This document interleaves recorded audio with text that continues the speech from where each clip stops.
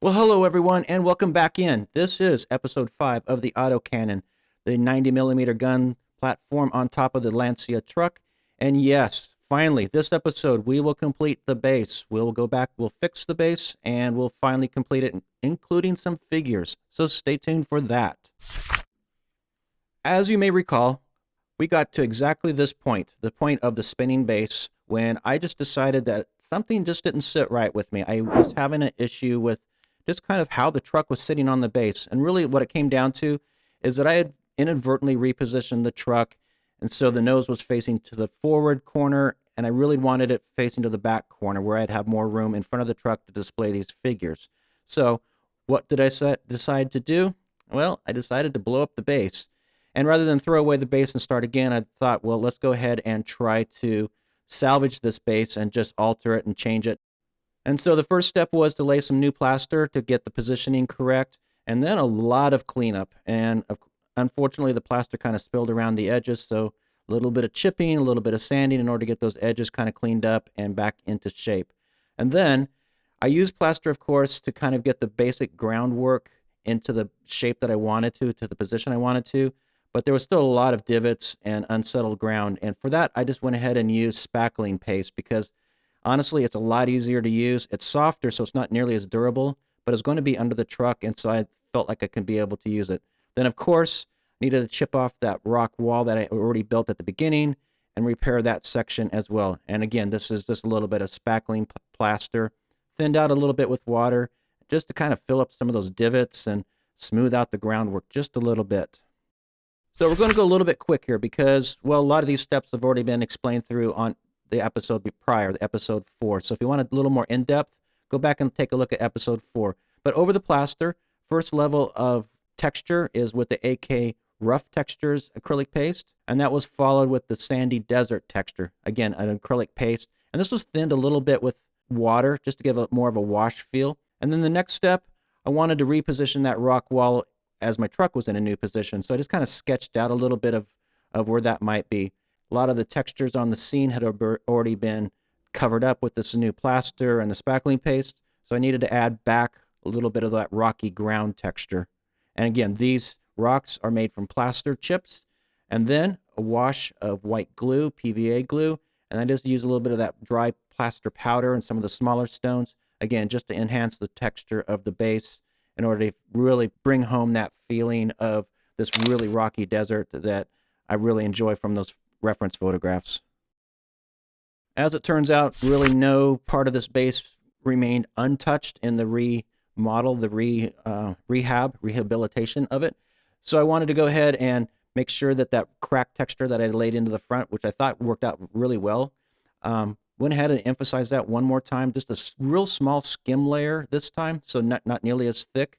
And I knew this going on, and it achieved it. You'll see it a little bit later in the photographs, that the cracks are much finer, which is something that actually is really nice because in combination with the thin coat and those fine texture cracks, I also have some deeper cracks that were remaining. And so it's a real nice combination. And then once again, just kind of unifying the base. This is that sandy texture one more time, just making sure everything's ready to go. I mentioned in the last episode that each of these layers of paste and the plaster, they all take quite a bit of time to dry. So in between drying times, I also worked on some figures, using a combination of a few different here. My primary guy that I ordered was from Alpine. I like this Italian commander dude. He looks great. I also ordered some Hornet heads, and they're going to become important because I also ordered these mini art tank crews, these Italian tank crews. I don't know if they are actually legit for an artillery crew, but the uniforms look fairly close from what I can tell, and it's going to be fine for this. Of course, the Alpine figure is sculpted oh so beautifully, and as they all do, they come with 2 separate heads, and so that's always a nice bonus. The replacement heads from Hornet, again, just absolute top quality resin casting and sculpting. You can't go wrong with those. And then we have these mini art figures, and you know, these are plastic figures. If I was super detailed on my figure painting and figure sculpting, I might go back and fix some of the details on these. You could do a little bit of work with the knife just to make them a little bit sharper. But I'm not necessarily that, I don't know, professional about my figure painting, at least not yet. But there are some areas on all these figures, whether they be resin cast or plastic figures that need a little bit of attention just to fill the gaps. And for that, I use some epoxy sculpt. And it's just a matter of making the two-part putty come together and squishing that into the seams where the cracks might be, just to kind of hide it together. And I find that with a little bit of water and a little bit of pressure, it blends very nicely, and pretty soon everything's just nice and tidy. I'm not really going to go through a big tutorial on how to, or at least how I paint figures, because I'm still working on how to and how I want to paint figures. Every time I do it differently. I do give it a base, well, I've given it a primer coat first, a base coat of black, and then I'll do a zenithal light from the top side just to kind of emphasize those highlights and shadows. But then I kind of find that I messed up this whole black and white zenithal light shading thing because I tend to paint too heavily. And so anyway, I'm still working on the process, but I'm going to show you some highlights here along the way of using this guy as my example. And you can see that all the figures were pretty much painted in the same manner. These are the colors that I've chosen to paint the flesh tones and faces of the figures. Over the course of this, because there are 4 figures, I actually changed the colors slightly a little bit towards the end. And I think I've written them down finally. So on the next project, I'll start with the colors that I finally ended with. As we get started, you can see the zenithal light here is in full effect, and I'm giving it just a kind of a dry brush of the darker base color. Like I said, a lot of that highlight and shadow has kind of gone away. But what it does leave, for instance, especially around the eyes, that's where it's, I think, most important, at least what I find the most benefit of using this type of a method, because those shadows around the lips, underneath the nose, around the nose, ears, things like that, those remain. And so as long as you don't obliterate those with too heavy of a coat of paint, they're very helpful. At least they're helpful for me as I continue forward. Next, I start adding the highlights. And rather than, again, I started with the darkest this time, and I'm really adding almost the lightest highlights, and I'll start blending in between. I kind of like this contrast. At least I feel like I'm getting a little bit more control this way. I've often before started with the midtones, but I'm finding that as I get a little bit more, confident in my figure painting, especially my faces, that starting with the dark and then going with the dramatic highlights, that the face almost kind of pops into shape right away. And then it's just a matter of blending those 2 fields of color together.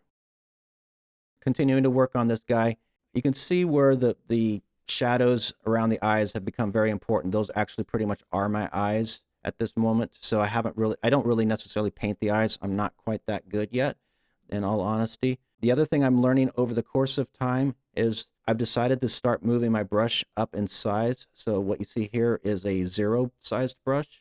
As I worked on the 4 figures, I started working with a number 1 and a number 2 brush, and I found my results to be much better and much smoother. And like you could see here on this guy, this is a second guy, I've already changed my brush size as I'm working on this guy. This is probably the second figure, the third figure in my line. And again, it just offers an easier blending, and the texture of the paint on the surface is much smoother. And so it's one of those things I just needed to learn the hard way, because I thought these are really small spaces. I needed to use a small brush, but I'm finding that if I have a bigger brush with a good tip, the same results can be, actually better results can be had. So over the course of a little while, between drying times on the base and such, I've got faces on 4 figures. You'll notice when we get to the end of the video, end of the project, the fellow that's taken a squat, well, ended up not using him. So returning back to my little primary standing figure here, I like this guy too because he's got this bluish color uniform, stands out. So I've got the face done, and now I'm just starting to work on the uniform. And actually in this case, the black primer coat has really worked out well to really make those shadows really pop. And so I'm enjoying that. And now it's just a matter of coming back in, and I'm adding highlights with a lighter gray-blue color. With any project, it's often a back and forth process. You're juggling, doing one thing and then doing the other. And so I set my figures aside for a little while, and I want to get back to the base. The textures have all dried now, and now I can come back with the paint. And we're starting to get pretty close to where I blew it up in the episode 4. So I've added a base tone of buff, and then over that, the highlights using Russian yellow gray. The base colors by themselves don't offer a lot of contrast or a lot of visual interest or pop to the scene. And so now it's important to start adding those into the visual reference. So I've got a sepia tone, and I'm adding those around a lot of the rocks, and those become a little bit deeper and darker shadows. And then on some of the flatter surfaces, the dustier planes, I'll add a little bit of ochre and the earth-colored oil paints, And these are just real light washes, but they do help to saturate the color palette a little bit and add some tonality and visual interest to the scene. I was really looking to make a lot of these rocks just pop. And so almost in a dry brush, kind of a dabbing dry brush, I'm just tapping over the surfaces and all these little pinpoints of texture, the little tops of the rocks and little grit and the grime from those texture pastes. I'm just hitting those, and they're really making the scene just kind of jump to life. It's always a good idea from time to time to add your model or do a little dry fit, test fit of your model onto the base, just to kind of see how things are coming together. Do the colors work well? Is it similar? Is the contrast correctly? And what I'm seeing right now is I like the desert scene by itself, but compared to the truck, well, I can add a little bit more with the base. And so let me go ahead and change a little bit over to pigments. I think I need a little bit of sandy texture, and I can add a little bit of color doing that as well.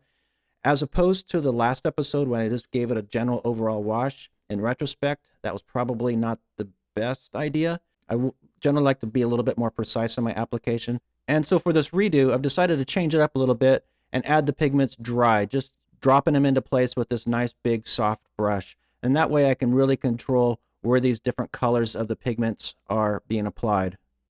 The other change I decided was, rather than use the odorless thinner to blend and fix the pigments into place, I'm just going to let them sit where they are and fix them into place using the pigment fixer. And this adds a little bit of a different tone or a little bit different texture to the pigments. One, you're not blending the pigments because you're not moving them around, you're not activating.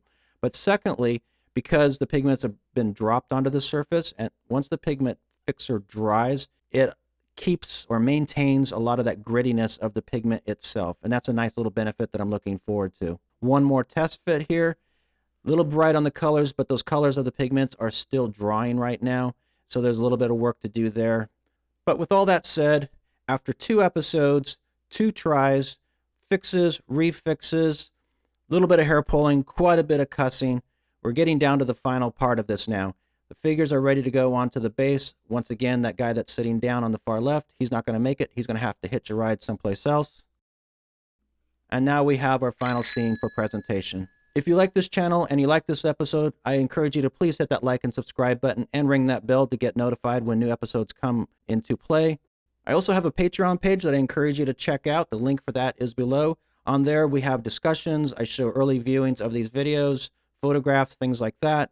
And that really leads us to what's coming next. And I think I know what's coming next. I'm pretty sure what's coming next. I've got to kind of figure it out. So I guess we'll leave that as a little bit of a secret for right now. I hope you enjoyed this video. Take care, everybody. Happy modeling. We'll talk to you soon.